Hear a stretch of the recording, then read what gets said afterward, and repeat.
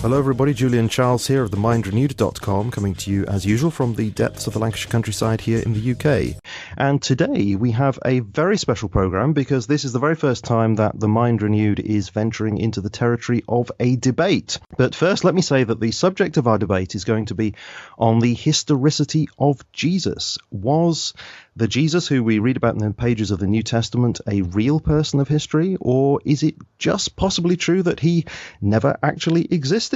One of our guests today, Ken Humphreys, who will be kicking off the debate in a few minutes, believes that Jesus never existed, as per the name of his website, jesusneverexisted.com, and he has kindly agreed to join us today to defend that thesis, whereas our other guest, Nick Peters, who is a Christian apologist based in the US, is firmly of the opinion that Ken is dead wrong about that and joins us to defend the view that Jesus was in fact an historical person. First, let me welcome you both, gentlemen, to The Mind Renewed. It's good to have you on. Good afternoon, Julian. Good to be here, Julian. Good afternoon to both of you. It's really good of you both to come on. Thank you ever so much for your willingness to make this debate possible. So, Ken, let me invite you then to begin the debate with your opening statement of up to 10 minutes defending the proposition that Jesus never existed. Okay, the proposition Jesus never existed. Yes, it might strike many people as pretty extreme. It certainly brings people up short. I know it gives probably offence to Christians because it's such a challenge to their way of thinking. If they live their entire life with the notion that Jesus is watching them, that they are in a relationship with Jesus, and that when they pass on from this life, they'll be joining Jesus. The rude awakening to discover that it actually is a non-existent historical character is not one that they will find at all comfortable. But I am committed to historical truth. I don't mind if people comfort themselves with some delusion relating to God or Jesus, but I'm concerned with historical truth. Now, I didn't begin my life with a determination not to believe that Jesus existed. I actually thought he did. I thought he did, as in the way that most people did. We grow up, in the Western world at least, in a Christian culture. Images of Jesus are all around us. The media covers stories about Jesus. The films are certainly chock-a-block with Jesus. So one doesn't naturally challenge the idea. And even if you don't accept the Christian notion that this was the Son of God, it's not a difficult proposition to say, well, I think there was a man called Jesus. He was probably a nice man, or maybe he was a rebel, or maybe he was a philosopher or a healer or what have you. But you sort of feel very comfortable with the notion there was probably somebody. Now, that's where I was before I started my study of Jesus, and one is taken aback by discovering that the historical evidence for Jesus is actually so vanishingly impossible that you just cannot find it. There is no evidence there, not in the way that one might expect of somebody who was indeed a mighty and charismatic figure. We are obliged, of course, to consider the Gospels because they are our only source for the Jesus character. And whilst some people might be so minded to accept the Gospels as absolute truth, or at least containing the elements of truth, the fact emerges when you study them in some considerable depth, they are a story which has very little connection with the truth. And in fact, what we have in the gospel story is a more or less realistic historical setting into which an imaginary character has been intruded.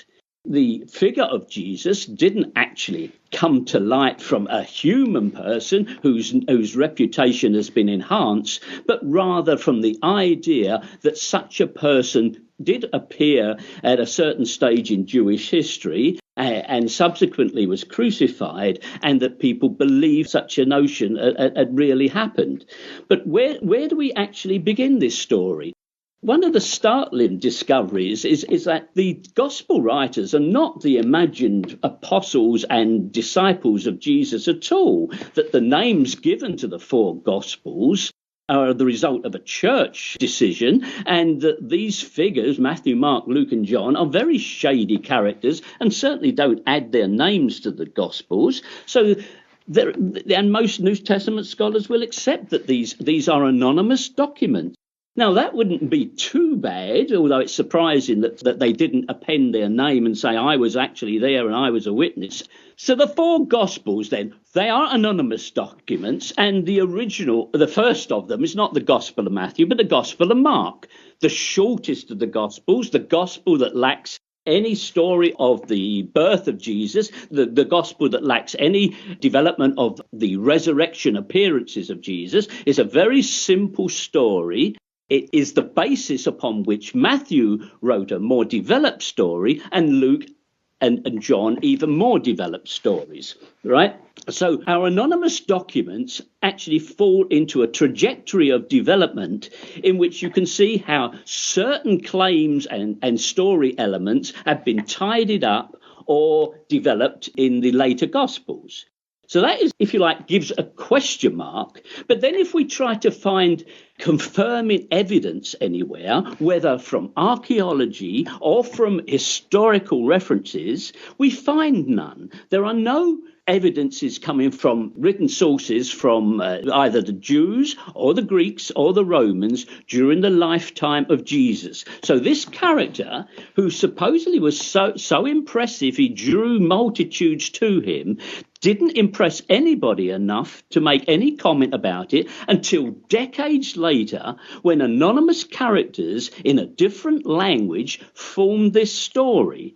Now, that raises the number of question marks to a very high level. And then when we go to look for the sites of Jesus's actions, we find these are again non-substantiated in the historical record, that all the major places in the areas of Judea and Galilee that we know existed, Jesus didn't make any appearance in them, and that the small villages and the other sites where he did appear are just not found. So there is a lack of confirming evidence, both archaeologically and historically. And on top of that, then if we look more closely at the stories, we see that they correspond to very prototypic stories found either in the Old Testament or in some cases in the surrounding polytheistic culture, which have been borrowed and added to the Jesus story. So, for example, all those instances of healings and curing the sick and curing blindness, etc., they are all to be found in the Old Testament, which Christians know perfectly well because they talk in terms of prophecy fulfilled. If it happened in the Old Testament, then Jesus fulfilled it. But in actual fact, a simpler solution, a more credible solution, is that the Christian writers have simply updated Old Testament stories. Now, to finish off, why did they do this? They did this simply because the Jewish system of religion had been devastated by the wars in Rome. The Jews were bereft because they had lost their temple, lost the priesthood that ran the Jewish faith, and here was new hope for the Jews as the new Israel, that they could become the new true Israel who would be following Jesus as their intermediary to God. So, okay, Ken, you have 1 minute left. 1 minute left. So let me just summarize then. We have no evidence for the story and plenty of evidence for how the story was constructed, and we have good reasons to explain why they did that. So we do not have to subscribe to the notion that of course he existed, because there is no of course about it. He didn't exist, and we can explain precisely how the story came about. Okay, great. Thank you very much, Ken. That was your opening statement, and we've been slightly imprecise on our timekeeping just because of the fact that we had an internet problem. Thank you very much indeed for that opening statement, and let me turn now to Nick for your initial statement. I wish to thank Julian for his show and his service to Christ, and for choosing me to be a guest on here to represent this important position. It is definitely an honor, and I pray to defend it admirably. I also want to thank Ken for coming on to present the other side. I hope this will be a good and lively debate between the two of us and edifying for the listeners. If listeners start reading the best scholarship out there on this question and looking for the answers, I will know we did what we were supposed to do today. Several centuries ago, a man named Ptolemy came up with a system to use to determine the orbit of the planets. This system was extremely convoluted, and it involved epicycles of planets changing just to make the system work. But the system did work, and it did work with the data that was available at the time. Ptolemy had one little problem. He was wrong. Centuries later, Copernicus came up with a new system. While the data was not in yet to verify it entirely, the main reason the system was chosen at the end was that it did explain all the data, and it was much simpler to use. Mythicism is a system that seeks to also explain all the data, but I think like the system of Ptolemy, it requires too many twists and turns that are thrown in just to make the system work. I would be putting forward a simpler system, or one that best explains the data without adding information that is ad hoc. My position is going to be simple. Behind the rise of the church and Christianity, there is a historical core of a man named Jesus. For the sake of argument, it could be that this man did not do miracles or rise from the dead, but that these were legends that were added in. Still, these would be legends added to a historical core that has the man Jesus at the center. Since I am making a positive case, I will wait in the Q&A for Ken to ask me the questions that he thinks are defeaters. I also wish to stress that for Ken to overcome my system, he must first show that I am misinterpreting the data, and then he must provide a better interpretation and why his should be chosen. Planting a seed of doubt will not be sufficient.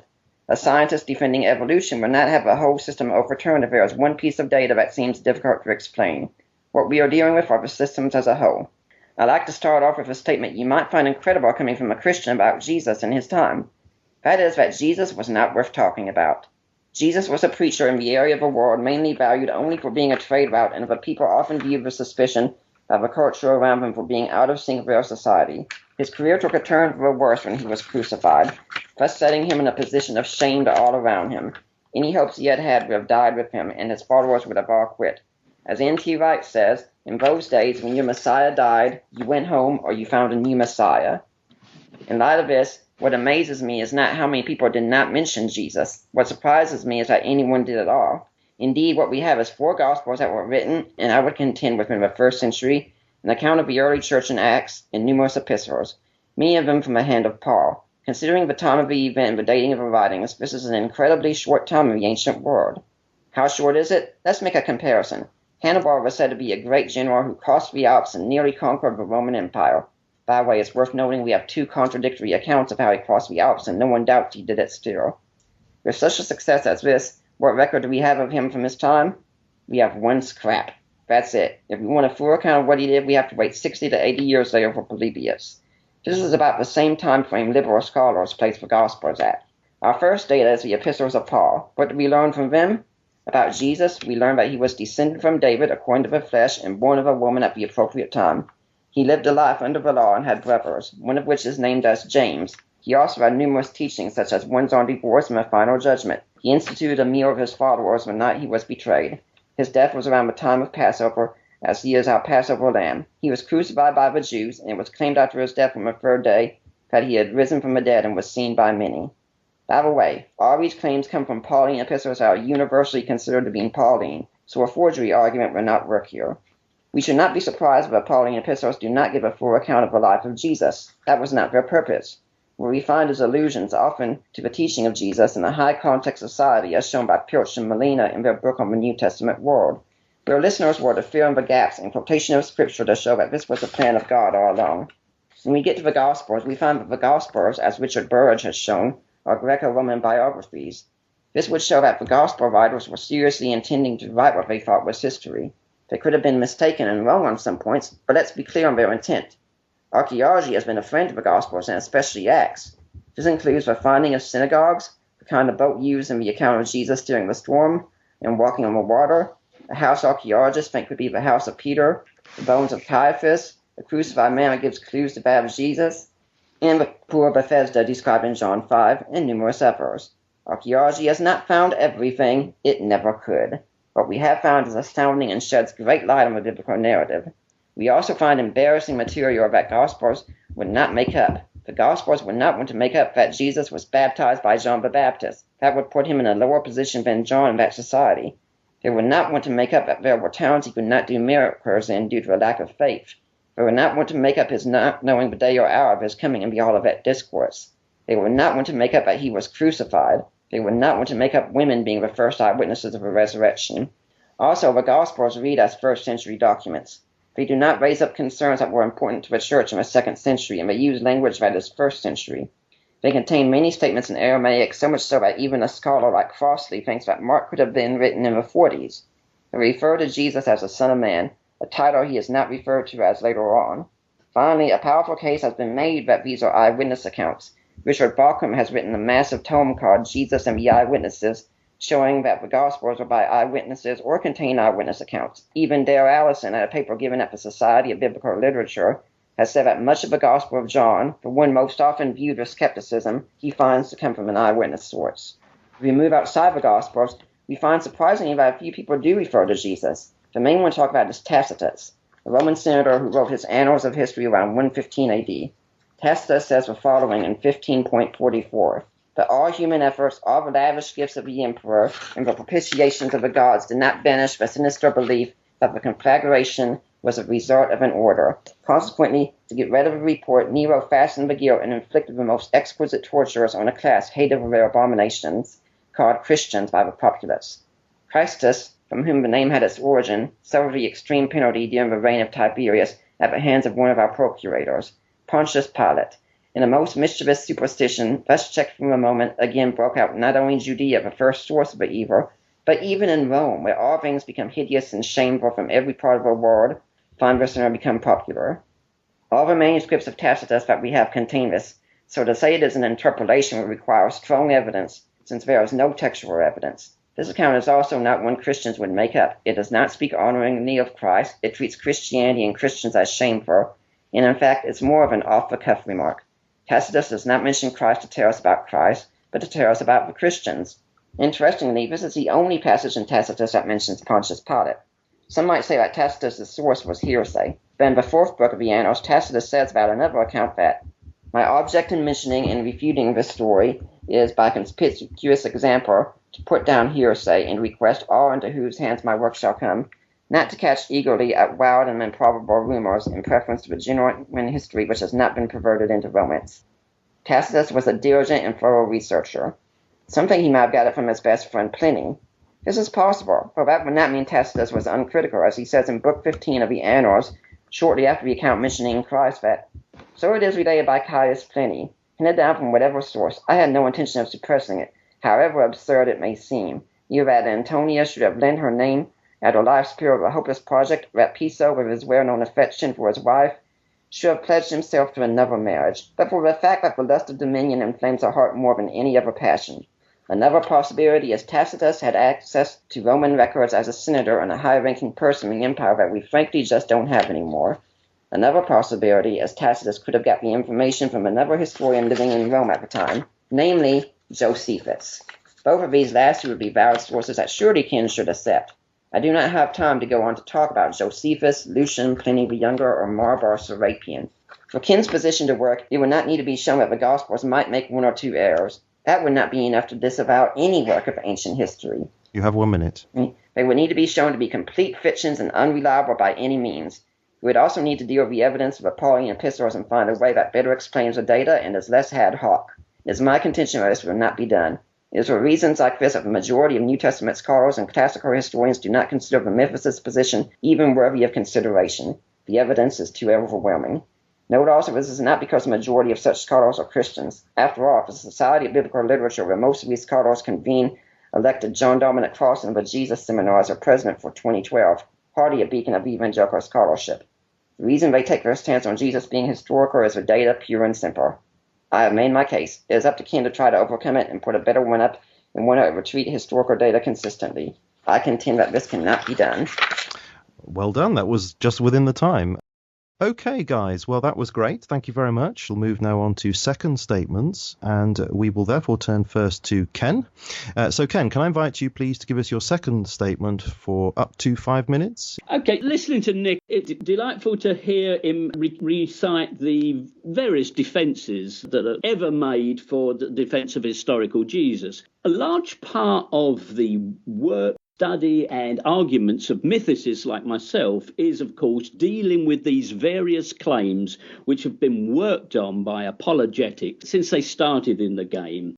Nonetheless, the fact that arguments are made doesn't mean to say that they are in any sense convincing. They are maybe made frequently in the same way that apologists will always denounce the non-existence of Jesus as not worth considering. That's how much they want to dismiss this argument. They don't think it's even worth considering. And yet a very substantial case can be made that the whole story of Jesus is a fiction placed into an historical setting. And that's why we don't find what we would expect to find in terms of confirmation. Yes, there are certain areas where apologists can manage to put up some sort of defense, but they are really very weak. And even Nick begins it on this occasion, which is rather nice to hear him say that. He said Jesus was not worth talking about. Well, I wonder how he squares that with some of the claims made in the book of Acts about how Jesus caused such a stir in Jerusalem that a very substantial part of the population very rapidly were rallying to the cause of Jesus. That doesn't sound like somebody who's not worth talking about. But the extraordinary thing is nobody wrote anything for decades. And no matter how much they try and push the Gospels into an early date, there is no substantiation that they were made anything earlier than perhaps the aftermath of the Jewish war, which ended in the year 70. So they are certainly not early documents. And then you have to deal with the fact they're written in Greek. They're not even in the language that Jesus may have spoken. So you have an alien language used to tell a story that with some difficulty fits into the actual landscape of the time. Very serious questions arise about the existence or non-existence, I should say, of either Nazareth or any of the other venues where Jesus supposes did his wonderful works. And yet he avoids all the main towns where he might have actually been noted. There seems something incredibly contrived about that. Now, Nick has devoted quite a bit of his opening comment to Tacitus, but let's make one point about Tacitus. Tacitus wasn't in Palestine or Judea, and Tacitus wasn't even born when Jesus died, according to the story. So this is a very late testimony. I know it's one that apologists love to use again and again and again, but I think the balance of probability is that Tacitus was merely reiterating what he heard from Christians of his own time, which was the second decade of the 2nd century. And that's very late to substantiate a man in the early part of the 1st century. Why don't we find any of this confirmation evidence? How is it that the stories simply seem to echo the prototypes that appear in the Old Testament? They've been updated, and one can see when you arrange the gospel tales, the 4 of them in the order in which they were actually written, you can see how the story was tidied up and embellished with each version of that tale. So I think we do the world a disservice if we aren't prepared to discuss this certain probability of his non-existence and not to allow apologists to get away with the idea isn't even worth considering. Well, Ken, I will let you have another minute if you'd like it. Okay. There is nothing implausible about saying that Jesus didn't exist. Do we think any other ancient god exists? Did Apollo? Did Zeus? Did Adonis? Did Mithra? I mean, all these gods were believed in, and yet they are all the product of the human mind. They are not historical characters, and nor was Jesus. Okay. So, Nick, if we could move to your second statement then. You also have roughly 5 minutes. Ken has made an interesting reply, seeing as I really don't think he dealt with a lot of what I said, including using the term apologist repeatedly. Now, it's true I'm an apologist, but the statements I made could have been made by an atheistic New Testament scholar just as much. In fact, I have dialogue with a number of them from time to time. Interesting points that he's made that I really think need to be dealt with. One thing, he says that Jesus was made to be a fulfillment of Scripture, and therefore we should be somewhat skeptical, at least, of his existence. But what about the Qumran community? The Qumran community saw themselves as a fulfillment of Scripture. Should we be skeptical of their existence, or should we realize that anyone who was claiming to be the Messiah, or who was thought to be the Messiah, would have been thought to have fulfilled Scripture, even if Jesus never made this claim, if his followers somehow thought that he had made this claim, they would want to show, yes, Jesus is in line with Scripture. In fact, this would be a way of bringing honor to Jesus. It was a sort of reenactment. Ken also hasn't dealt with the evidence of the Gospels very well. I have brought up the point of Richard Burridge identifying them as Greco-Roman biographies. Nothing has been said about this. Greco-Roman biographies are not written as fiction. He has also talked about how someone isn't a contemporary, and that leads us to be questionable. By those standards, then, we should question the existence of Hannibal, because Polybius doesn't mention him until 60 or 80 years later, and we could say it's quite likely that Polybius hadn't been born by the time Hannibal had died. If we followed Ken's standard, we would wind up throwing out much of ancient history. And this is the problem that I have with what Ken says overall, and with Memphis' position. I find that it can just not be consistent. When we look at the writings of people such as Plutarch and others, they write about people that lived hundreds of years at times before they died. Sure, Plutarch wrote about some people in recent times, but he wrote about people that lived long before him as well. He wrote about Julius Caesar, and we can be pretty sure that Julius Caesar had long been dead by the time Plutarch wrote, maybe on about, a century and a half, or 2 centuries. When we look at what Ken says about the writing time and why things weren't written down earlier, he forgets that the Gospels and the world around them was an oral culture. I think the best work you can read on this is Sandy and Walton's The Lost Word of Scripture. We live in a written culture, and we think, why would you not write things down? Well, let's look at it this way. Let's suppose you could write something down that would be costly, timely, and would only reach the portion of the population that was capable of reading. Or you could use the oral transmission, which was highly reliable in those times, as we found through studies of oral societies. It was free, and it could be communicated that way. Which one are you going to choose? In a society that's more oral-based than written-based, the oral tradition can often be the most valuable. In fact, Papias himself says that he would rather heard from a living voice, and so he sought to find them as much as he could. When we instead put on the ancient world our own prejudices for writing and thinking that's superior, we do them a disservice. I also think that one of the problems of Ken's position is he really hasn't argued in the position of scholars. I have. I've given the names of scholars. I've referred to N.T. Wright, I've referred to John Dominic Crossan, I've referred to Dale Allison, and I've referred to Richard Burridge. I'd like to know how many scholars really back Ken's position. And it's not because they haven't looked at the question. They have. Okay, Nick, you have roughly 1 minute to go. And finally, as for the idea of copying from pagan systems, I think Ken would benefit by reading Mettinger's work, The Riddle of the Resurrection, where he says, yeah, there were some dying and rising gods, but nothing like the case of Christianity. And in fact, the Jewish system at the time, they were extremely resistant to pagan ideals. So much so that when we look, for instance, one example of this is the garbage dumps that we find. After 70 AD, we find pork remains there. Before, we don't. We find systems of pottery used that would be upheld by Jewish law before the destruction of the temple. Jews were resistant to paganism after they got back from the exile, and they kept that position. I really don't think Ken has made a substantial case, and he needs to deal with the data from leading scholars. Okay, you need to draw it to a close. That's you, is it? Yep. Marvellous. Okay. Well, that's great, guys. That brings us to the end of the first part of our debate.